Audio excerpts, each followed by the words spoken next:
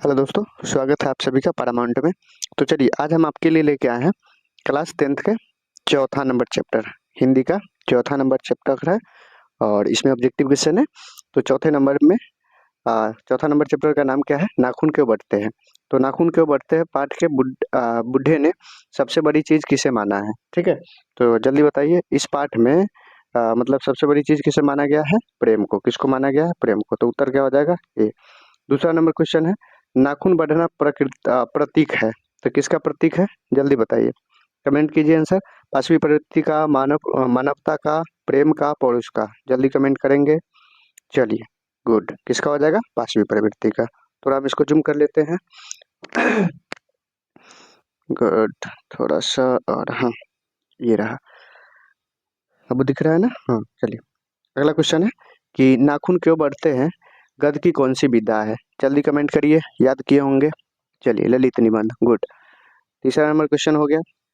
चौथा number question देखिए, चौथा नंबर क्वेश्चन है, नाखून क्यों बढ़ते हैं? यह प्रश्न लेखक के सामने लेखक के सामने किसने रखा, यानी कि यह प्रश्न लेखक से किसने पूछा। तो जल्दी बताइए, कमेंट कीजिए। चैप्टर आप लोग पढ़े होंगे, छोटी बेटी ने। गुड, आंसर हो जाएंगे सी।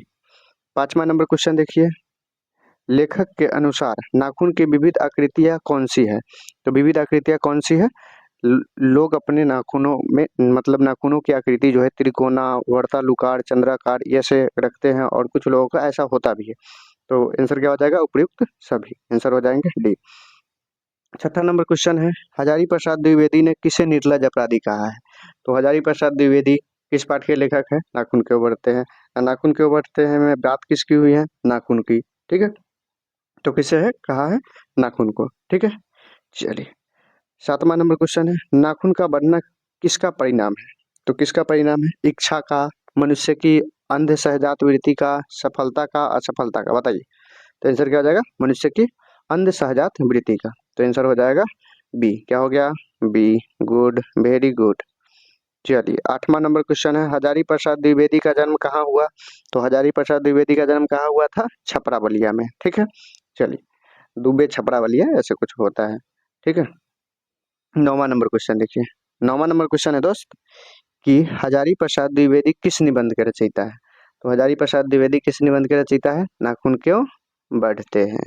Good, answer B. चलिए 10वां नंबर क्वेश्चन, हजारी प्रसाद द्विवेदी का जन्म कब हुआ? कहाँ हुआ? तो बलिया छपरा में। चलिए और कब हुआ? तो बताइए, 1907 में। आंसर क्या हो जाएंगे? ए। गुड। 11 नंबर क्वेश्चन, छोटा करते हैं थोड़ा इसको हम। हाँ 11 नंबर क्वेश्चन है, पुराने का मोह सब समय वांछनीय ही नहीं होता, किस लेखक की पंक्ति है। ठीक है, पुराने का मोह सब समय वांछनीय नहीं होता, किस लेखक की पंक्ति है। तो ये किसकी पंक्ति हो सकती है? हजारी प्रसाद द्विवेदी के। चैप्टर किसका? हजारी प्रसाद द्विवेदी का। तो पंक्ति किसका होगा? हजारी प्रसाद द्विवेदी का। गुड।